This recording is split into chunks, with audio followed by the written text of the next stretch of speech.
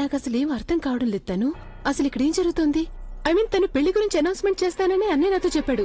కానీ ఇప్పుడున్నట్టుండి ఏం జరిగిందో నాకు అసలు అర్థం కావడం లేదు. ఇదంతా కూడా ప్రజ్ఞ చేసిందేమో నాకు అనిపిస్తుంది ఆలియా. తనే అభికి ఏమైనా చెప్పుంటుంది. బహుశా అందుకే అభి ఇప్పుడు పెళ్లి గురించి అనౌన్స్మెంట్ చేయలేదు. అన్నయ్య తనతో ఎందుకు మాట్లాడతాడు? తను ఇది తన పర్సనల్ మ్యాటర్, చాలా ఇంపార్టెంట్ మ్యాటర్ కూడా. తను అన్ని దృష్టిలో ఒక సెక్రటరీ మాత్రమే. ఇంత ఇంపార్టెంట్ విషయం అన్నయ్య తనతో ఎందుకు మాట్లాడతాడు? ప్రజ్ఞ గురించి చెప్పాలంటే తను ఎంత ప్రయత్నించినా నీ గురించి అన్నయ్యకి ఏ మాత్రం చెప్పలేదు. ఎందుకంటే అన్నయ్య ఆరోగ్యం పాడవాలని తను కోరుకోవడం లేదు కాబట్టి. ఒకవేళ అదే నిజమైతే అభి ఇప్పుడు పెళ్లి గురించి అనౌన్స్ ఎందుకు చేయలేదు ఆలియా? నాకు కూడా అదే అర్థం కావడం లేదు. తను ఒకవేళ ప్రజ్ఞ అన్నయ్యకి ఏమీ చెప్పలేదంటే మరి ఇంకెవరు అన్నయ్యకి ఇవన్నీ చెప్పమని సజెషన్ ఇచ్చుంటారో అర్థం కావడం లేదు. నేనే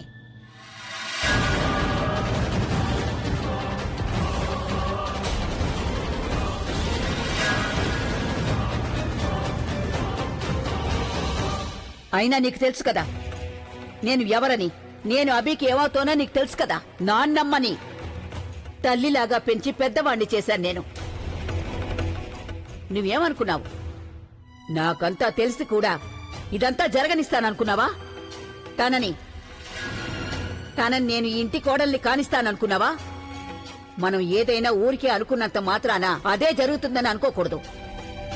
తన నిజ స్వరూపం తెలిసిన తర్వాత కూడా నేను తన్ని మాత్రమే కాదు, కనీసం తన నీడని కూడా నేను అభి చుట్టుపక్కల తిరగడానికి అంగీకరించాను. అయినా నీకు తెలుసు కదా, తన కారణంగానే మీ అన్నయ్య, నీ సొంత అన్నయ్య చావుదాకా వెళ్లి అదృష్టం కొద్దీ బతికిపోయాడు.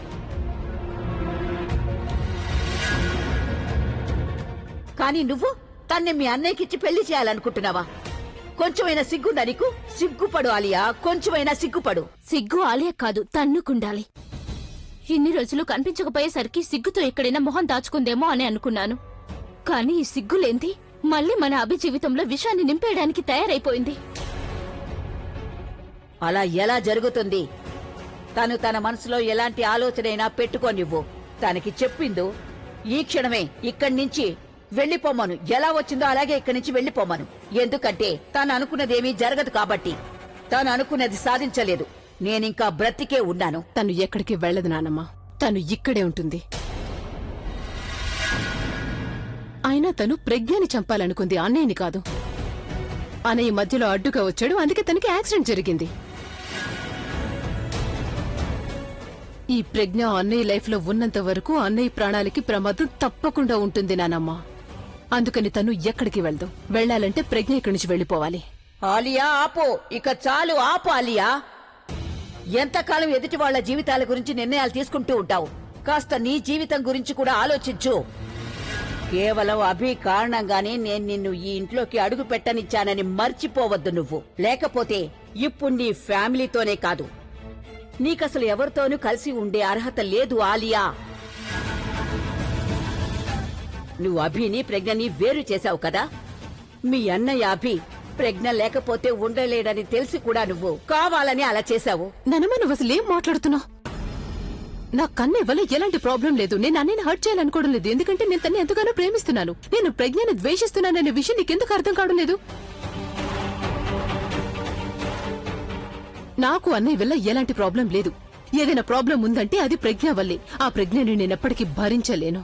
అలాగే నేను ఈ తన్నుని భరించలేను ఆలియా. తనని చూస్తేనే చాలు నాకు రక్తం మరిగిపోతూ ఉంటుంది.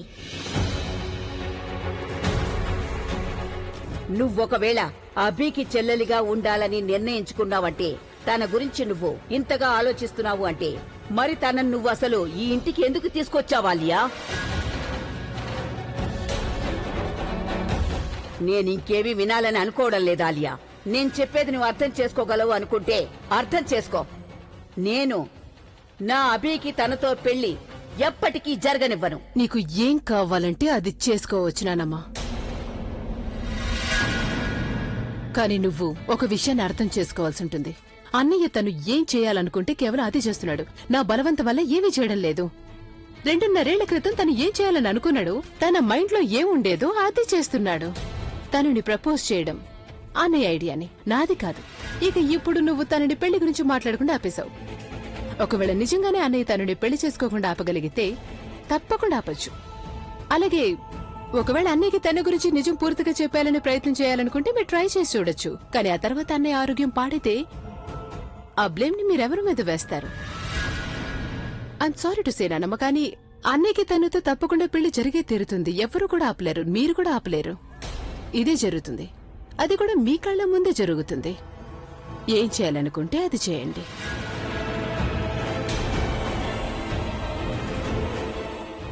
పదతను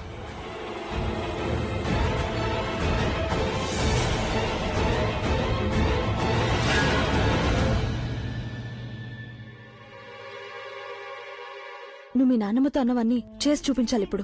అంటే నీ ఉద్దేశం ఏంటి? ఈ రోజు వరకు నేను చెప్పిందేవి అసలు చేయలేదనా? చేసావు, కానీ నా ఉద్దేశం ఏంటంటే దయచేసి ఈసారి డిలే చేయొద్దు. ఒకవేళ నువ్వు ఆలోచించడానికి టైం తీసుకుంటే ఈలోగా అమ్మమ్మ ప్రజ్ఞ కలిసి అభిని తన వైపుకు తిప్పుకుంటారేమో. నానమ్మని ప్రజ్ఞని నేను హ్యాండిల్ చేస్తాను, నువ్వెళ్ళి అన్నయ్యని హ్యాండిల్ చేయి. తనని నీ ప్రేమలో ఎంత పిచ్చివాడిని చేయాలంటే తనకి నీ మొహం తప్ప ఇంకెవరి మొహం కనిపించడానికి వీల్లేదు.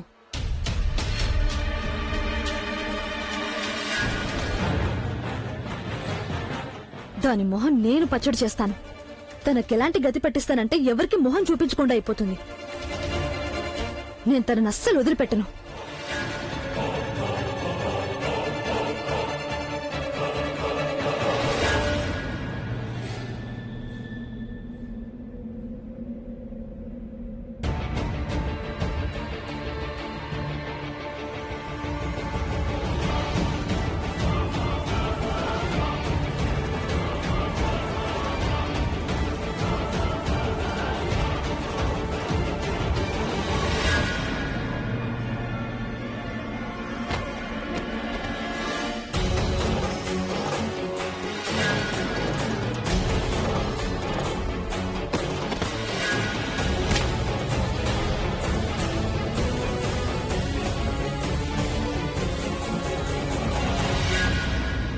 నిఖిత, నిఖిత, ఏ Nikhita, are you all right?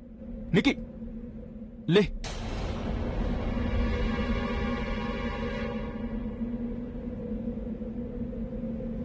నువ్వు బానే ఉన్నావు కదా? ఎవరైనా నీళ్ళు తీసుకురండి. రాబిన్, నీళ్లు తీసురా. ఐఎమ్ ఆల్ రైట్, నేను బానే ఉన్నాను. ఏంటి బానే ఉన్నావు? నీ తల నుంచి రక్తం కారుతుంది.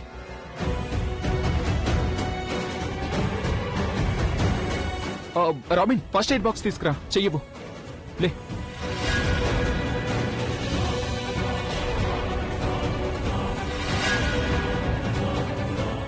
నీకు కళ్ళు తిరుగుతున్నాయా? నువ్వు కూడా కొంచెం ప్రయత్నం చేయొచ్చు కదా. లే.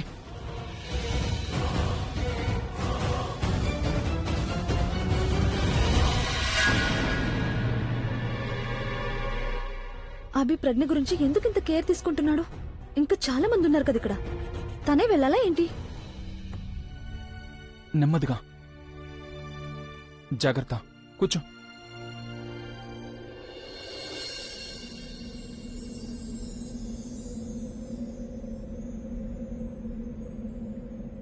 ఓరి దేవుడా! సారీ, అది నా కాలు. అయ్యో, నా చెయ్యి. లే. కాలు పైకి పెట్టు, కాలు పైకి పెట్టు. అరే, బెడ్ మీద పెట్టమంటున్నాను. రాబిన్ ఎందుకు ఇంకా రాలేదు? జాగ్రత్త. నువ్వు ఇలా చూడు, దెబ్బ బాగా తగిలినట్టుంది. ఉండు.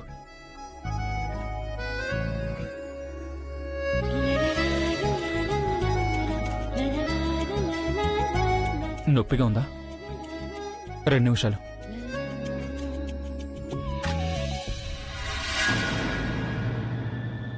అభి, ఉమ్. అభి, గెస్ట్లందరూ నీకోసం వెయిట్ చేస్తున్నారు. ఇక వెళ్దాం పదా. తనకి దెబ్బ తగిలింది కనిపించట్లేదా? అభి, ఇది చాలా చిన్న దెబ్బే అభి. ఇప్పుడు తన కోసం నువ్వు బయట గెస్ట్లందరినీ వెయిట్ చేస్తావా ఏంటి? తన కోసం అంటే అసలేంటి నీ ఉద్దేశం? అంటే తన్ని కేవలం సెక్రటరీయే కదా. అవును, అయితే అది తన్ని వర్కర్, నువ్వు తనకి బాస్వి కదా. వర్కర్ అయితే మంచి కదా? లేక వాళ్ళకి నొప్పి అనేది ఉండదా?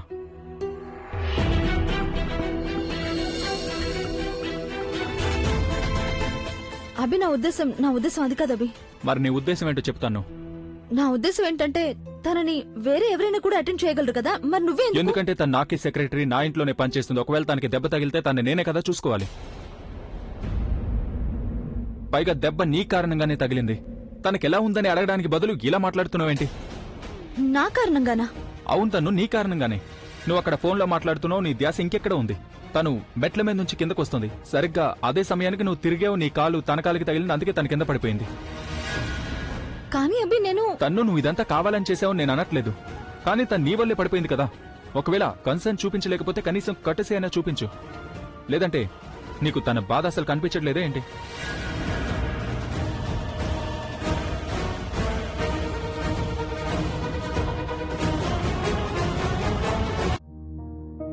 థ్యాంక్స్. ఒకవేళ రేపు రాబిన్ గనక ఏమైనా జరిగిందంటే అప్పుడు తన్ని కూడా నేను ఇలాగే చూసుకుంటాను. ఎందుకంటే మన ఎంప్లాయీస్ ఎవరైతే ఉంటారో వాళ్ళని చూసుకోవడం మన బాధ్యత అవుతుంది. అప్పుడే మన ఎంప్లాయీస్ మనల్ని గౌరవిస్తారు. మన ఎంప్లాయీస్ మనల్ని గౌరవిస్తున్నారంటే అప్పుడు ఈ ప్రపంచం మొత్తం మనల్ని గౌరవిస్తుంది.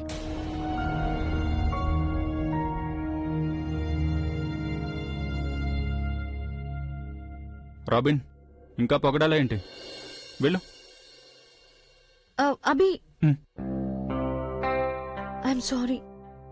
యాక్చువల్లీ నువ్వెంత పెద్ద స్టార్ అయినా ఇలాంటి వాళ్ళకి ఎంతో విలువిస్తున్నావు. ఇది చూసి నాకు చాలా సంతోషంగా ఉంది. నేను కూడా ఎవరైనా ఇలా బాధ పడుతూ ఉంటే అది నేను చూడలేను. నేను కూడా ఎదుటి వాళ్ళ ఫీలింగ్స్ ని అర్థం చేసుకోగలను. నేను ఇదంతా ఎందుకు చేయలేదంటే నువ్వు నా గురించి ఏమనుకుంటావని నాకు భయం వేసింది అభి. బట్ ఇప్పుడు నిన్ను చూస్తుంటే నాకు చాలా ప్రౌడ్ గా అనిపిస్తుంది. నువ్వు నా లైఫ్ పార్ట్నర్ అవ్వబోతున్నందుకు నాకు చాలా గర్వంగా ఉంది. I'm really sorry. నేను చేస్తాను. Are you sure? 100%.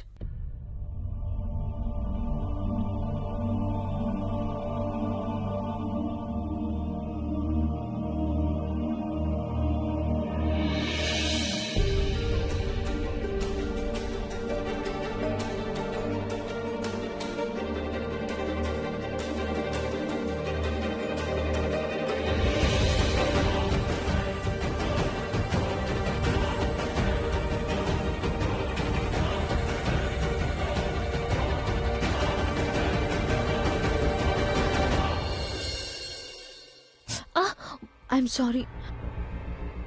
ఏదైతే జరిగిందో దాన్ని నేను కావాలని చేయలేదు. నువ్వు పడిపోయినందుకు నాకు చాలా బాధగా అనిపిస్తోంది. ప్లీజ్ నన్ను క్షమించు. I'm sorry. నిజానికి నువ్వు ఇదంతా కావాలని చేసావు తన్ను, కానీ ఇప్పుడు ఆయన ముందు నువ్వు నాటకాలాడుతున్నావు.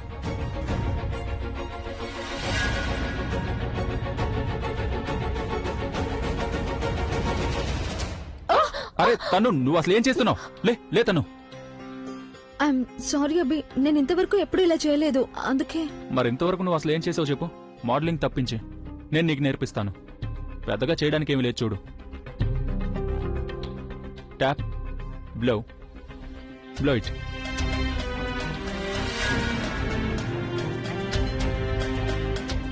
అంతే. మండుతుందా?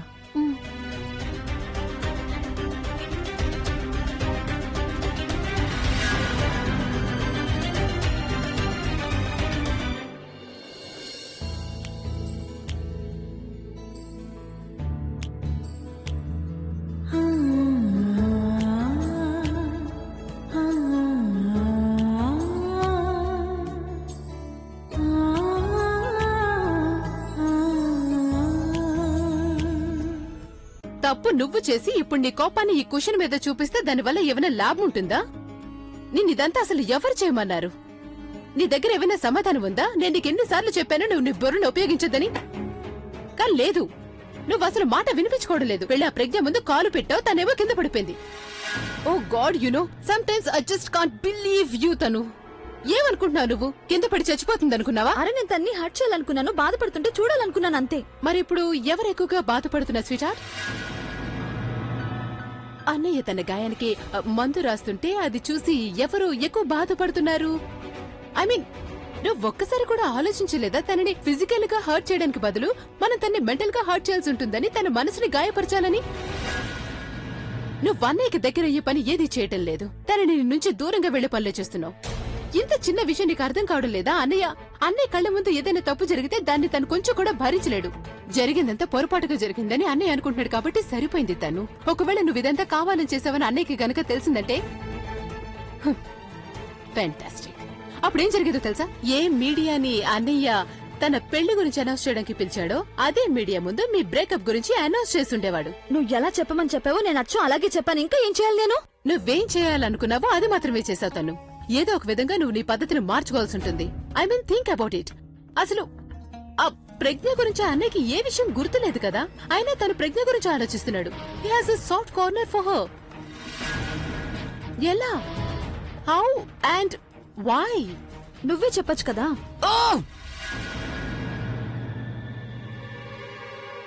సింప్లిసిటీ. అన్నయ్యకి సింపుల్ గా ఉండేవాళ్ళంటే ఇష్టం. మిడిల్ క్లాస్ అమ్మాయిలు. అయితే నువ్వు కూడా అలాగే మారిపోవాలి. తను ఇలా మారిపోవాలి. నువ్వు డీసెంట్ గా ఉండు. ప్రజ్ఞలాగా డ్రెస్ చేసుకోవాలి. ప్రజ్ఞలాగా మాట్లాడాలి. ఒకవేళ నువ్వు ఇవన్నీ చేయడం మొదలు పెడితే అప్పుడు అన్నయ్య నిన్నిష్టపడడం మొదలు పెడతాడేమో. అంటే ఇప్పుడు నువ్వు ఏం చెప్పాలనుకుంటున్నావు? నేను ప్రెగ్నెంట్లాగా రెడీ అవ్వాలవునా? తనలాగే కళ్ళజోడు పెట్టుకోవాలి, సల్వార్ సూట్స్ వేసుకోవాలి, ఇంకా చెప్పాలంటే తనలాగే నేను మొద్దులాగా తయారవ్వాలి, రైట్? Yeah, absolutely. నీకేమైనా పిచ్చి పట్టిందా? అలా ఉంటే నన్ను అందరూ చూసి నవ్వుతారు. Oh really? ఇప్పుడు నువ్వు మిగతా అందరి గురించి ఆలోచిస్తున్నావు అంతేనా? స్వీట్ హార్ట్, నవ్వుతున్నారు అంటే వాళ్ళని నవ్వుకొని what difference does it make? ఎప్పుడైతే నువ్వు అన్నయ్యకి దగ్గరైపోతావో అన్నయ్య నీకు సొంతమైపోతాడో అప్పుడు ఎంత మంది నిన్ను చూసి నవ్వారో నువ్వు వాళ్ళందరినీ చూసి నవ్వచ్చు. Okay fine. నువ్వు నేను చెప్పేది వినాలనుకోకపోతే అలాగే వినద్దు. నువ్వు స్వయంగా నన్ను సజెషన్ అడిగావు, అందుకే నేను నీకు సజెషన్ ఇచ్చాను. ఒకవేళ నీకు ఇలా చేయాలనిపించకపోతే నీకు ఎలా అనిపిస్తే అలా చేయి. నీకు ఇంతకంటే బెటర్ ఐడియా ఏదైనా వస్తే దాన్ని ఫాలో అవ్వు నువ్వు. Okay, you're free to do so. Unbelievable.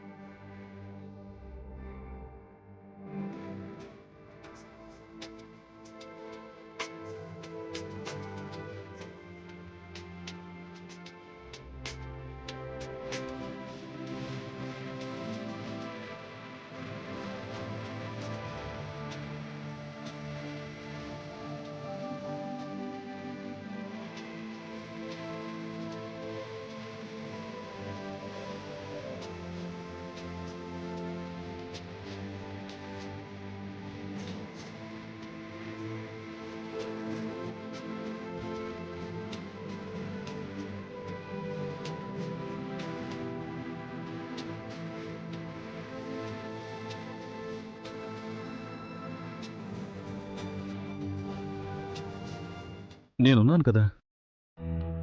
నేను ఎప్పుడైనా కాదనన్నానా? చూడు, నేను అన్ని ఏర్పాట్లు చేసేస్తాను. ఆ? నేను ఈ రాజ్ ఇక్కడ ఒంటరిగా నిలబడి ఎవరితో మాట్లాడుతున్నారు? లేదు, నేను ఈరోజు రావటం కుదరదు. ఇక్కడ మా ఇంట్లో ఫంక్షన్ ఉంది. నేను నీకు చెప్పాను కదా, అందుకని నేను ఇక్కడ ఉండటం చాలా ఇంపార్టెంట్.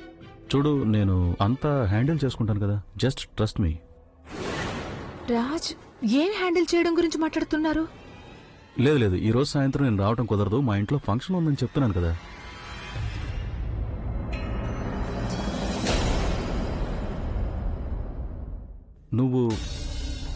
నువ్విక్కడేం చేస్తున్నావు? నేను మీకు పువ్వులు ఇద్దామని వచ్చాను. ఎవరితో మాట్లాడుతున్నారు? అదెవరో ఊరికే. ఎవరితోనోనా? ఊరికేనా? అంటే మీరిలా ఊరికే ఎవరితోనో ఇంత మూలకొచ్చి మాట్లాడతారా రాజ్? నువ్వు నన్ను ఫాలో అవుతున్నావా వైశాలి? నేనేమీ ఫాలో అవడం లేదు, కానీ నేను ఇటు నుంచి వెళ్తున్నప్పుడు నాకు ఏవో మాటలు వినిపించం. చూస్తే మీరు ఇక్కడ ఎవరితో ఫోన్ మాట్లాడుతున్నారు. ఎవరితో? నీకెందుకు? అది నాకే కదా కావాలి రాజ్. నేనెవరో బయట మనిషి కాదు కదా, మీ భార్యను కదా రాజ్. దీని గురించి నేను ఎంతో బాధపడుతున్నాను, నువ్వు నా భార్య అయినందుకు. అందుకని మీరు నన్ను జీవితాంతం ఇలాగే ఎగతాళి చేస్తుంటారా రాజ్?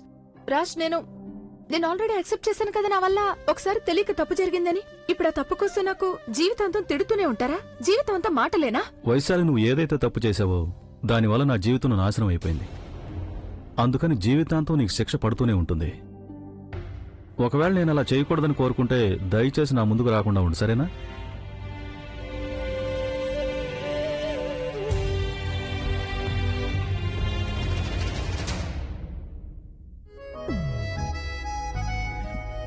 నేను రేపటి కోసం బట్టలన్నీ రెడీ చేసి పెట్టాను. 3 టీ-షర్ట్లు 3 జీన్స్లు తీసి పెట్టాను. ఇందులో చూస్ చేసుకోండి. వాలెట్ అక్కడ పెట్టాను, దాని కింద రుమాలు ఉంది. మ్యూజిక్ ప్లేయర్ డ్రాలో పెట్టాను.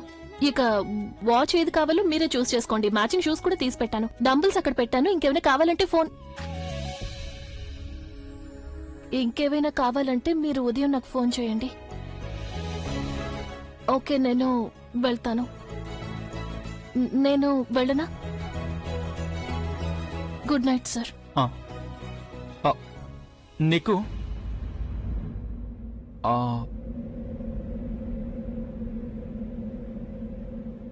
నువ్వు ఎప్పుడైనా ఎవరైనా ప్రేమించావా?